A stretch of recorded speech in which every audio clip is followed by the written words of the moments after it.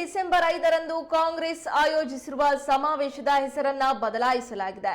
ಈ ಹಿಂದೆ ಸಿದ್ದರಾಮಯ್ಯ ಸ್ವಾಭಿಮಾನಿ ಜನಾಂದೋಲನ ಸಮಾವೇಶ ಎಂದು ಹೆಸರಿಡಲಾಗಿತ್ತು.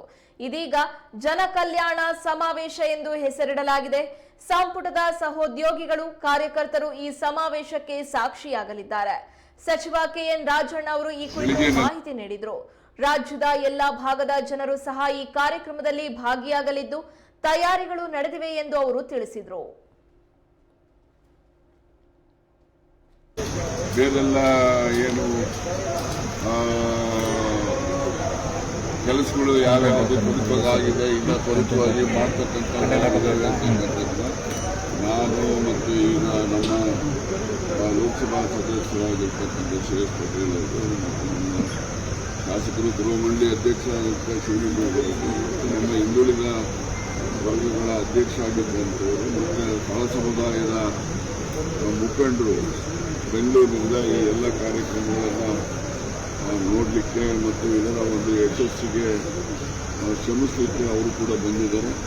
ಮತ್ತು ಸುಬ್ಬಣ್ಣ ಅವರು ಕೂಡ ಮೈಸೂರಿನಿಂದ ಅವರು ಏನು ಹಿಂದುಳಿದ ವರ್ಗಗಳ ಒಕ್ಕೂಟದ ವತಿಯಿಂದ ಮತ್ತು ಕುರುಬ ಸಮುದಾಯದ ಅಧ್ಯಕ್ಷರು ಕೂಡ ಇದ್ದಾರೆ. ಸುರೇಶ್ ಅವರಿದ್ದಾರೆ, ನಮ್ಮ ಶಿವಪ್ಪರಿದ್ದಾರೆ, ವೆಂಕಟೇಗೌಡರು ಕೂಡ ಅವರು ಎಲ್ಲ ಕೆಲಸ ಮಾಡಲಿಕ್ಕೆ ಬಹಳ ಆಸಕ್ತಿ ವಹಿಸಿ ಅದಕ್ಕೆ ಮಹೇಶ್ ಅವರು ಕೂಡ ಮಹೇಶೆಲ್ಲ ಮಾಡಿರ್ತಾರೆ ನಮ್ಮ ಇವರು.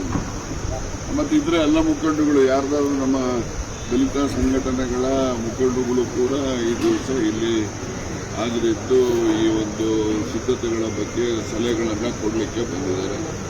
ಆ ಎಲ್ಲರ ಸಲಹೆಗಳನ್ನು ಕೂಡ ಗಮನದಲ್ಲಿ ಇಟ್ಕೊಂಡು ಈ ಒಂದು ಸಮಾವೇಶ ಯಶಸ್ಸು ಆಗಬೇಕು ಅಂತಕ್ಕಂಥ ದೃಷ್ಟಿಯಿಂದ ಎಲ್ಲರೂ ಕೂಡ ಶ್ರಮ ವಹಿಸ್ತಾ ಇದ್ದಾರೆ. ಅವರೆಲ್ಲರೂ ಕೂಡ ನಮ್ಮ ಅಭಿನಂದನೆಯನ್ನು ಕೂಡ ಸಲ್ಲಿಸ್ತಾರೆ.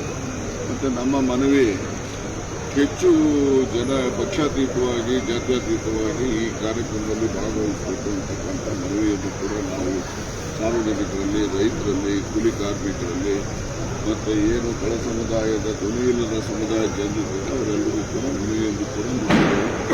ಆ ಹಿನ್ನೆಲೆಯಲ್ಲಿ ಹೆಚ್ಚಿನ ಜನ ಸನ್ಮಾನ್ಯ ಸಿದ್ದರಾಮಯ್ಯನವರು ಮತ್ತು ಕೆಪಿಸಿಸಿ ಅಧ್ಯಕ್ಷರಾಗಿರ್ತಕ್ಕಂಥ ಶಿವಕುಮಾರ್ ಅವರು ಜೊತೆಯಲ್ಲಿ ನಮ್ಮ ಸಂಪುಟದ ಎಲ್ಲ ಹಿರಿಯ ಸಹೋದ್ಯೋಗಿಗಳು ಕೂಡ ಭಾಗವಹಿಸಿ ಯಾರು ನಮ್ಮ ವೆಂಕಟೇಶ್ ಅವರಿರ್ಬೋದು, ಮುನಿಯಪ್ಪನವರು, ಖರ್ಗೆ ಅವರು, ಸತೀಶ್ ಜಾರಕಿಹೊಳಿ ಅವರು, ಪರಮೇಶ್ವರ್ ಅವರು ಸ್ವಲ್ಪ ತಡವಾಗಿ ಬರ್ತಾರೆ. ಅವರು ಯಾದಗಿರಿಯಲ್ಲಿ ಒಂದು ಕಾರ್ಯಕ್ರಮ ಇದೆ, ಅಲ್ಲಿ ಅಟೆಂಡ್ ಮಾಡಿಕೊಂಡು ಅವರು ಹೆಲಿಕಾಪ್ಟರ್ನಲ್ಲಿ ತಡವಾಗಿ ಬರ್ತೇನೆ ಅಂತಕ್ಕಂಥದ್ದು ತಿಳಿಸಿದ್ದಾರೆ.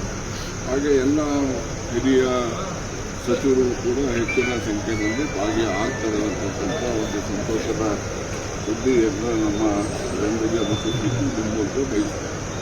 ಸರ್, ಇದು ಎಷ್ಟು ಜಿಲ್ಲೆ ಸರ್? ಈಗ ನಿನ್ನೆ ಡಿ ಕೆ ಶಿವಕುಮಾರ್ ಅವರು ಹೇಳ್ತಾರೆ ಹಾಸನ ಕೇಂದ್ರೀಕರಿಸಿ ಮಾಡ್ತಾ ಇದೀವಿ. ಹಾಸನ ಅಂದರೆ ಹಾಸನ ಕೇಂದ್ರ ಸ್ಥಾನದಲ್ಲಿ ನಡೀತಕ್ಕಂಥದ್ದು.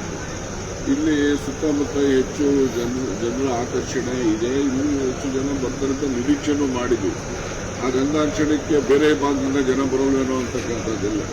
ಯಾರೆಲ್ಲ ಕಾಂಗ್ರೆಸ್ಸಿನ ಬಗ್ಗೆ, ಸಿದ್ದರಾಮಯ್ಯನವ್ರ ಬಗ್ಗೆ ಹೆಚ್ಚು ಪ್ರೀತಿ ಒಲವನ್ನು ಹೊಂದಿದ್ದಾರೆ ಅಂತಹ ಜನರು ಎಲ್ಲ ಭಾಗದಿಂದಲೂ ಕೂಡ ಬರ್ತಾರೆ.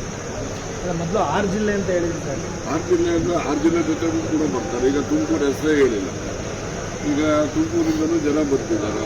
ಹೀಗೆ ಒಂದೇ ಅಂತಲ್ಲ, ನಾನು ಇಡೀ ರಾಜ್ಯಾದ್ಯಂತ